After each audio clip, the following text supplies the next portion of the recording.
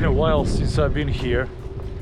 I actually contracted Corona about 3 weeks ago. So during that period, understandably, I didn't come to the boat. I'm perfectly fine now, and I'm really looking forward to seeing her. Ray, I plan to do some small maintenance.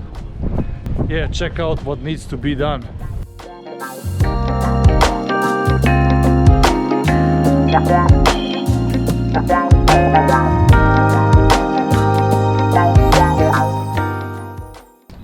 I got worried a little bit about this marine growth. It doesn't look so bad in the midships and in the bow region, but when you go back on the stern, you will find this. And stern looks quite bad. This marine growth is insane. The barnacles, the seaweed. I mean, I knew that this water is pretty much good. I don't know how to express it for all the kind of sea organisms, but I didn't expect this to be this much, especially not in the winter period. So the bottom looks, actually the rudder looks pretty much bad, and probably the down part of the hull looks bad as well, from my experience. Of course, you don't want that for the obvious reasons. The most important one is the when you have the rudder covered so much in slime, in seaweed and the barnacles, it significantly reduces the maneuverability of the boat. And you cannot steer the boat properly. The other thing is that also if the hull has lots of barnacles and the seaweed, it also reduces the hydrodynamic performance of your boat. The boat goes slower, much slower than you would expect it to go. So what do you do then? What I do then, right? So there are usually two schools of what should be done. The first school says, you know, keep it like that and, you know, haul out the boat once a year, do the proper anti-fouling paint, and yeah, that's it. Basically, don't do any work on by yourself.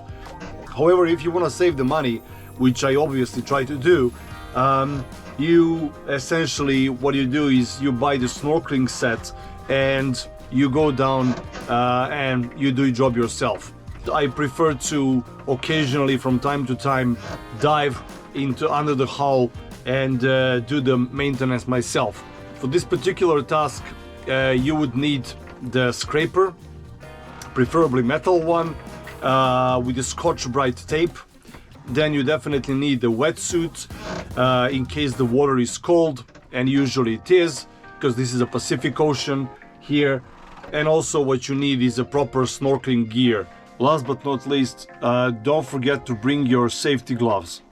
The reason why you need them, and actually that is the reason why I also recommend using the wetsuit, is that in this particular waters there's lots of barnacles on the dock, on the floating dock itself. You can get really nasty cuts on your body, on your hands, on your feet, on your legs, even on your face, if you don't protect yourself.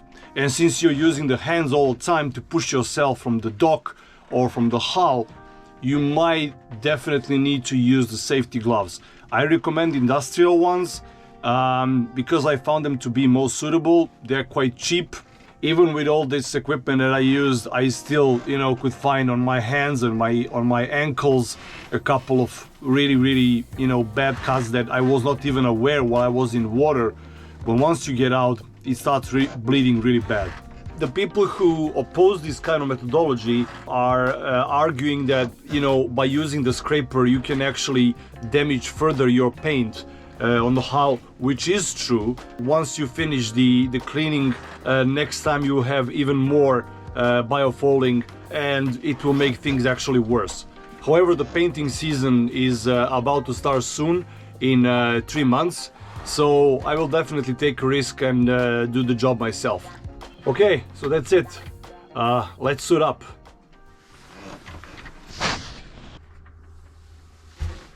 Okay, happy to know that I can still fit within this wetsuit. This is a 5mm neoprene that I used to use when I was surfing when I was younger. Yeah, so let's go.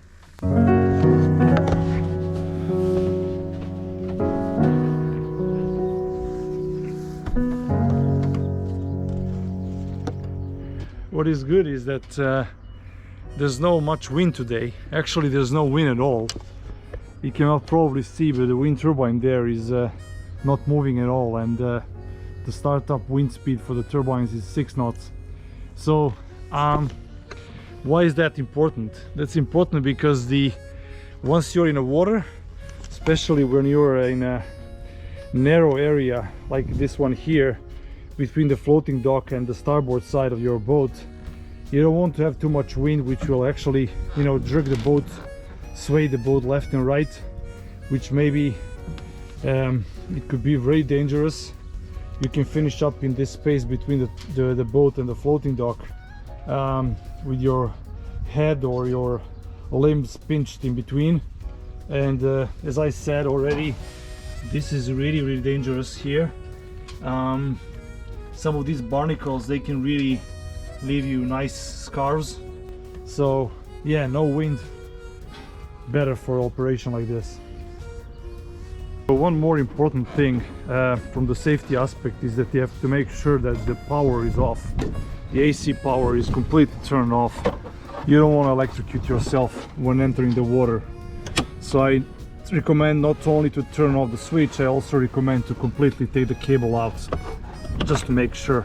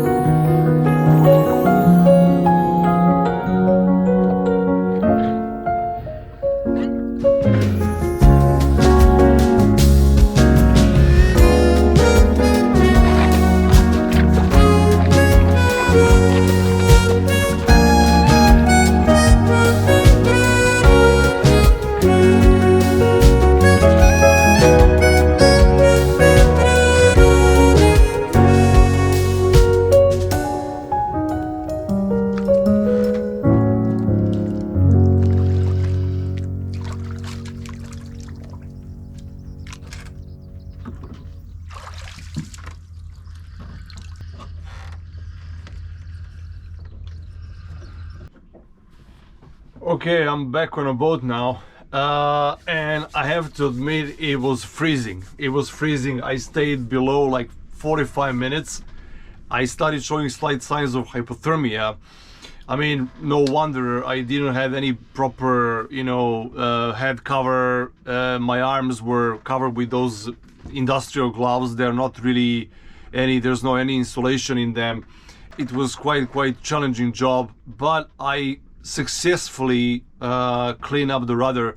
I mean, the shape is back to the normal. There's still some scratches from the barnacles, but this whole seaweed thing is gone. I also cleaned the propeller. The propeller was a complete mess. It was covered with barnacles, the seaweed. Probably the efficiency of it was reduced, like, I don't know, for 50% or something. Anyway, in addition, the wing picked up. Probably you cannot see it, but it's quite dramatic outside. It's like between 10 and 15 knots. So the wind started pushing the boat toward the dock. In addition to the previous problems, I said, okay, let's forget it. What's done, it's done. I'm gonna finish the rest of the job in 2 months' time when I decide to do the paint job of the hull anyway. I'm relatively happy with what I did. This is my third time to clean up the hull. As I said, it's quite intensive here, the marine growth. So the two additional things that I plan to do today is I plan to replace my zinc anode on my engine block and also the impeller on the water pump on my Yanmar 1GM. They should be changed essentially every once a year or after 100 hours of usage, whichever comes first. So yeah, I think it's time definitely to replace them.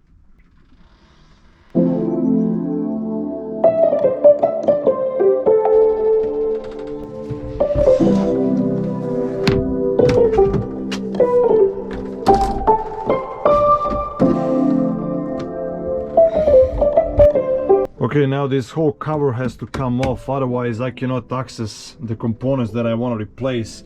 The zinc anodes is placed right there behind the starter motor, and the water pump is here behind the crankshaft V pulley.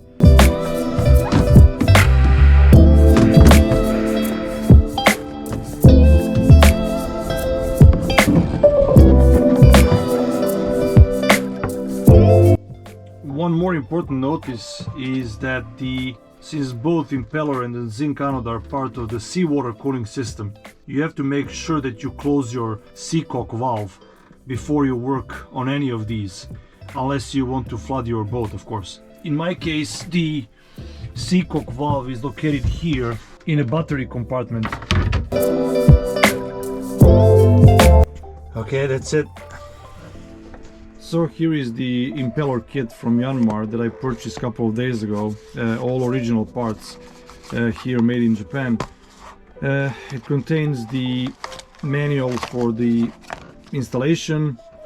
Then there's a gasket here, which you don't need to replace necessarily if the current gasket is in a good condition. Also, it contains the impeller itself, which you have to set up properly. And there's also the glycerin lubricant, which you don't necessarily need to use, but it's highly recommended to grease up the blades of the impeller to reduce the friction.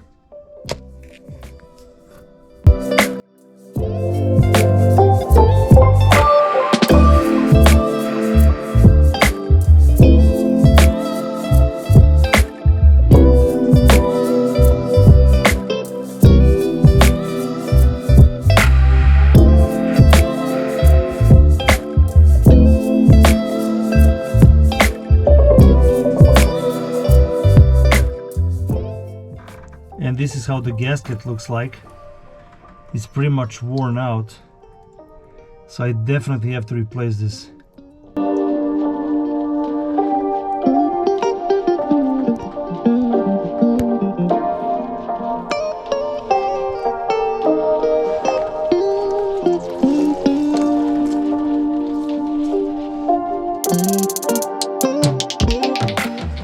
This is a little bit strange. I was expecting that some water comes out from the impeller once you open the front plate, but it's coming already for more than 5 minutes, even if I close the Seacock over there. So I suspect that either the Seacock valve doesn't really work properly, or this water is draining from somewhere else, which is not really likely. So I'm gonna try to replace the impeller with this current condition.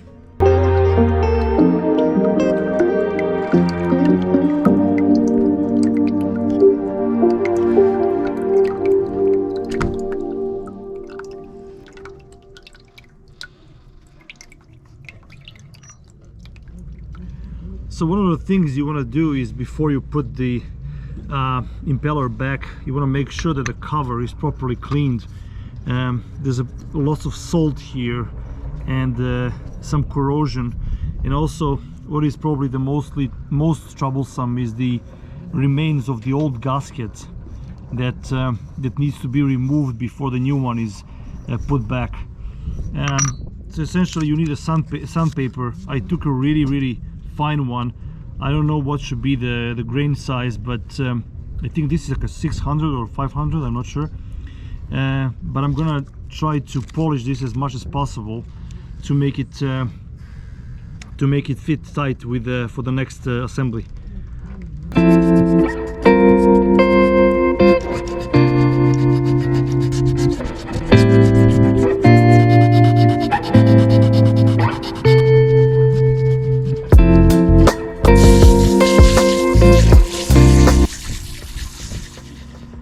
Now when the water is gushing in, I'm not even sure I need to do this, but regardless, I'm gonna apply this impeller lubricant a little bit on the tip of the blades, just to make sure that it goes in back smoothly.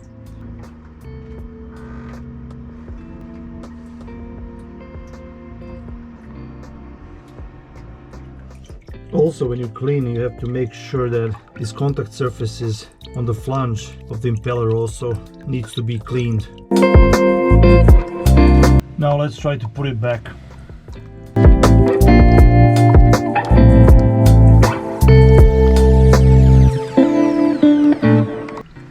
Yeah, I think this is pretty much how it was before.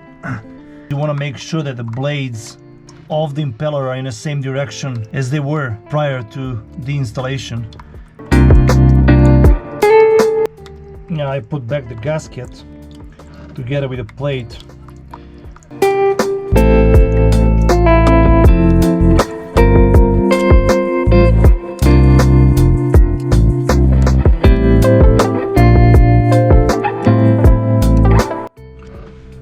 Okay. This looks pretty much done now. The water stopped leaking as expected. Okay, so I was trying to figure out the reasons why this valve couldn't be properly closed, and one of the explanation was that I could think of is that you see this wooden bench here that is used to hold the battery.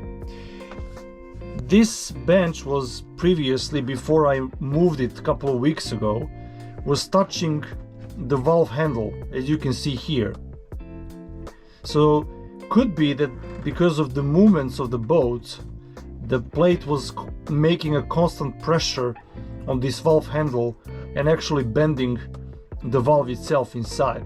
So that's the reason why it could not be properly closed. Of course, now I set it up differently. There's a small gap of a couple of millimeters in between, and but yeah, the damage is already done, so I'll probably have to replace this valve eventually soon.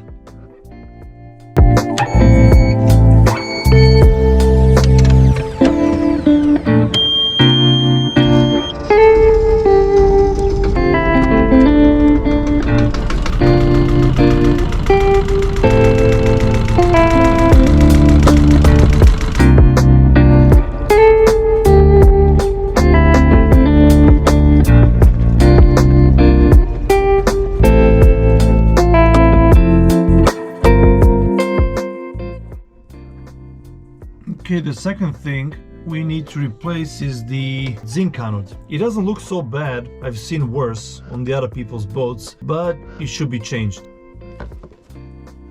As for the zinc anode, same like for the impeller, I bought the original parts from Yanmar catalog. There's a zinc anode here, and there are two gaskets. The small one that goes directly below the anode, and there's another one that goes below the plate. Again, like for the impeller, if you find the gaskets are in a good condition, you don't need to change them, so you can save them for the next time. But I still have to see in what condition those current ones are. I've seen people trying to remove the zinc anode by first removing the alternator, because it's presenting an obstacle if you want to access it with the normal tool. I'll try to do it without removing the alternator by using the ratchet spanner, and hopefully I'll be able to do it. Okay, it seems that I succeeded using the spanner. This little fellow is going out. I have to make sure that I hold it properly so it doesn't fall down in the bilge.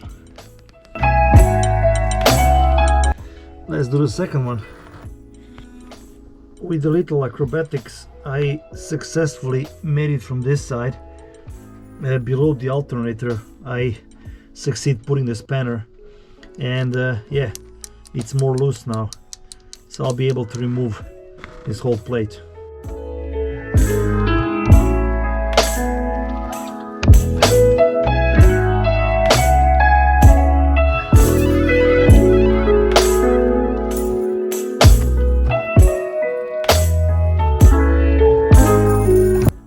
this is how it looks on the engine block. What is interesting is that the gasket is in a relatively good condition and it's not damaged.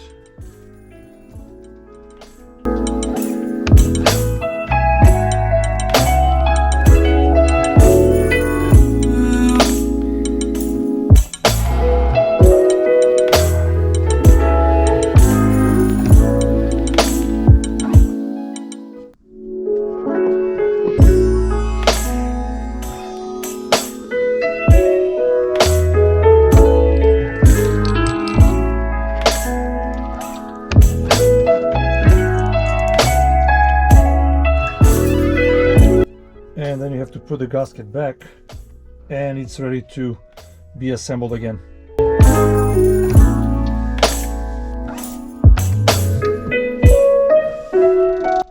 This is as much as we could do with the fingers, and now we have to return back to this good old spanner.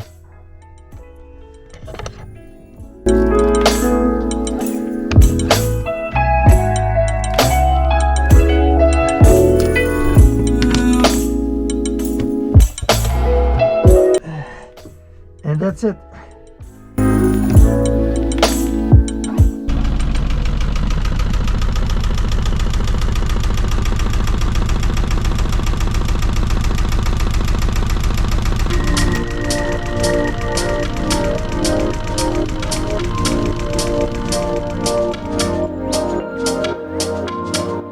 I hope you guys enjoyed this episode, and please, as always, like, comment and subscribe.